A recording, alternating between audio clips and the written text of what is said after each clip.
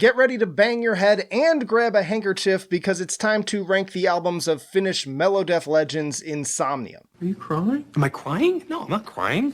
You're crying. Alright, and we're starting at the beginning with In the Halls of Awaiting in 2002.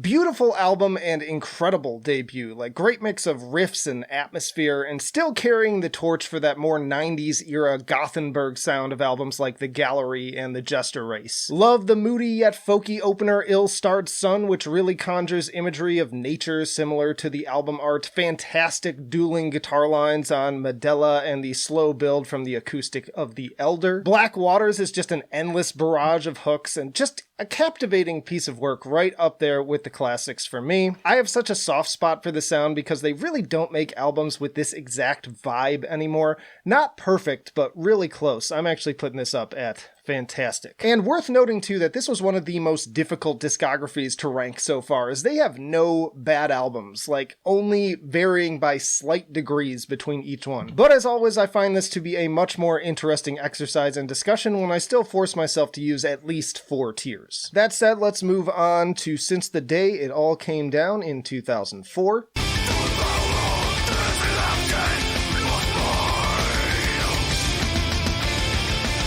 One of many incredible intros with the piano leading into the pounding toms and big riffs of the title track. Death Walk the Earth also really making use of those classic Gothenburg hooks. Bereavement really stirring up the feels. Also lots of great acoustic moments to further broaden the dynamics and atmosphere on tracks like Daughter of the Moon. There's some Opeth flavor mixed in with the usual collage of melodeath progenitors. Now that said, while some enjoy this one more than the debut, I actually think that the pacing is a little bit of a step down. I'm also really not as into the extended whisper vocal sections as with the Moment of Reckoning, and I don't think that it's as focused or consistent all the way through. Why are we whispering?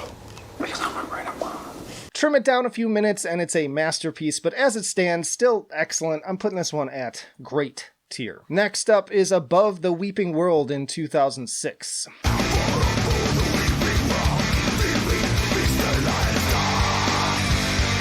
This one's a bit of a fan favorite, although it's worth noting that on Metal Storm, every album is fan rated between an 8.4 and an 8.9. Love the rain and piano in the opening of The Gale, going into the big moody build-up and more aggressive dark tranquility sounding riffings of Mortal Shore. And on that note, incredible pacing in general with a good mix of big, profound, doomy moments and the faster stuff, which makes the 53 minutes feel like it really breezes by. I'd argue also that Insomnium is another band that is just better at kind of harnessing those longer album runtimes that generally I find kind of dull and repetitive. At the Gates of Sleep is totally epic, and I particularly love the start-stop riff section. The Killjoy and Devoid of Caring are absolute hook city. More great acoustic moments as always on tracks like Drawn to Black and In the Groves of Death.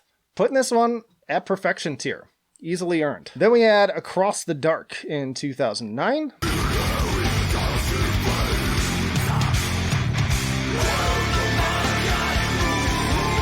Where the Last Wave Broke is an incredible track, channeling that classic harmonized Gothenburg riffing, and one of their better straight headbanger tracks overall, though it has its own dynamics too. Also continuing to have some of the best atmosphere in the genre with the big triumphant melodies of the Harrowing Years. Love the really deliberate head bob pacing and cyclical hook on that one. Some mild Rotting Christ vibes too. And speaking of atmosphere, I think some of that is thanks to Alexo Munter of Swallow the Sun providing guest keys here. Plenty of other standouts. Against the Stream, love the subtle little Hammond organ on that one. The Lay of Autumn, Into the Woods with those awesome Gothenburg style riffs again. Just a really tight album at just 8 songs, just over 45 minutes. Fantastic. Honestly, this one's been leaning towards perfection, but I'm trying to just keep 2 albums in that tier. By the way, if you're enjoying the video, don't forget to hit the like button and comment below how you rank these albums maybe differently. Subscribe if you want a lot more of these too. Then we had One for Sorrow in 2011.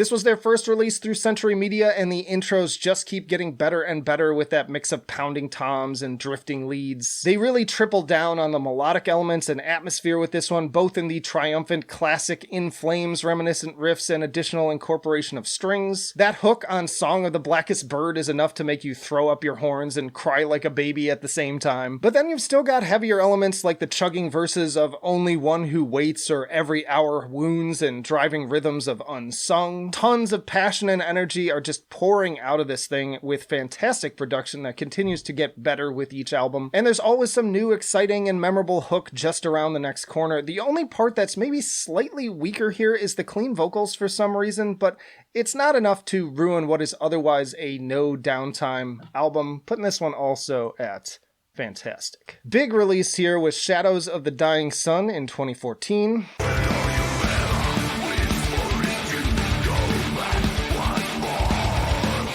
I feel like this was more of a breakout album that got a bit more mainstream attention. It even hit number 2 on the Finnish charts and number 5 on Billboard Heatseekers. While We Sleep was one of my favorite singles of 2014 and maybe one of the best tracks that the band has ever put together. That main hook was instantly tattooed in my brain forever, to the point that even hearing the title of the song makes it start playing in my head. First album with new guitarist Marcus Van Halle after previous longtime guitarist Ville Vanni left, probably butchering those pronunciations as usual. I feel like I can hear a slight shift in the songwriting approach as a result, and unfortunately I do find it to be also one of the more uneven albums. Like, there are songs I absolutely love, like Collapsing Words and Ephemeral, and others that aren't bad but just strike me as a little bit forgettable, like Lose Tonight. It's hard to put my finger exactly on what's going on here that pulls me out of it, but something just keeps me from maintaining that same level of engagement. Maybe it's also the kind of Catatonia vibes, and I'm not a huge fan of that band, so if you like Catatonia, you might love this album, but for me personally, it's one of my least favorites. I'm putting it at good tier, though, because it's still very good. Ooh, but then we got Winter's Gate in 2016.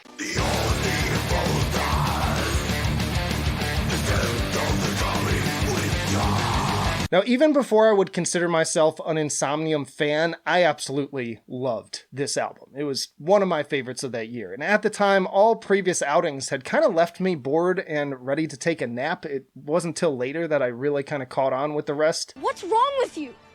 What is wrong with you?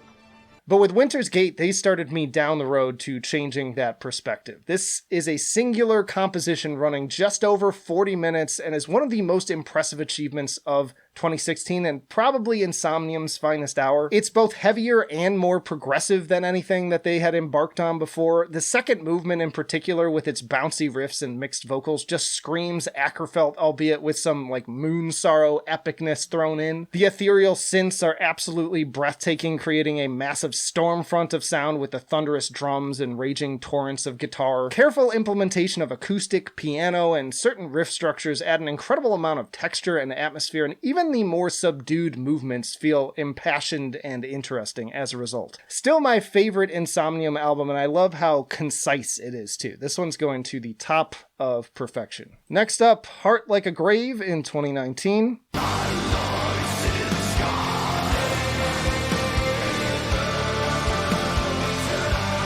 I'd say this one feels like kind of a mix of the last two albums. There are those catchy, hook-heavy, While We Sleep-esque singles like Neverlast and The Offering, but also wintry, massive prog compositions like Pale Morning Star and Twilight Trails. And it's another one I find a little bit consistent with some moments of drag like the dull title track and Corellia, especially when presented back-to-back for roughly 14 minutes. I also find the doomier turn of And Bells They Toll to be a little too sleepy for my personal taste, but your mileage will definitely again vary based on yours. Again, I think that trimming some of the fat, especially towards the end, would have made it a lot better. I will say I think the clean vocals are way stronger on this one, as with Valediction. I do think it's better than Shadows of the Dying Sun, but still one of the lower picks to me. It's just barely gonna make great, like towards the tail end of that tier. And that brings us to Anno 1696 in 2023.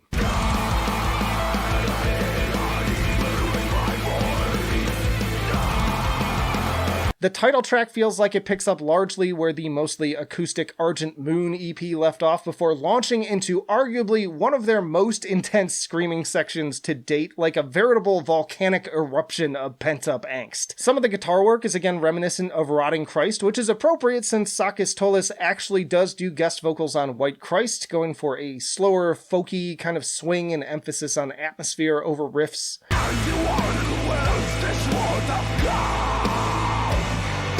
You'd think this one would be a slam dunk given my love for both bands and how well their styles go together, but this is actually my least favorite song on the album, even if it's still a really good one. Honestly, the guest feature that stole the show for me was Johanna Kirkella on God Forsaken. Her sultry voice is the perfect complement to the layers of distortion, acoustic, sitar, and if I'm not mistaken, some saxophone, and the perfect counterpoint to Nilo's screams. Lillian is one of the few shorter tracks on the album and makes for an obvious single choice with its more hook-focused approach, setting up yet more stunning atmosphere on Starless Paths, which even sports some backing chorals before we move into the uplifting melodies of The Witch Hunter.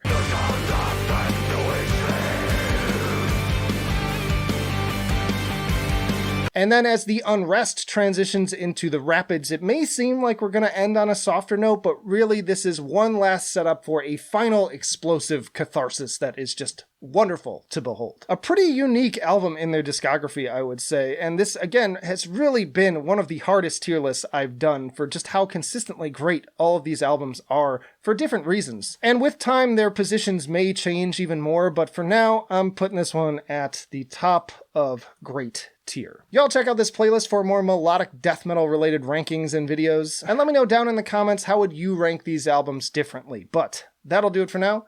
Flight of Icarus signing off. I will see you in the trenches.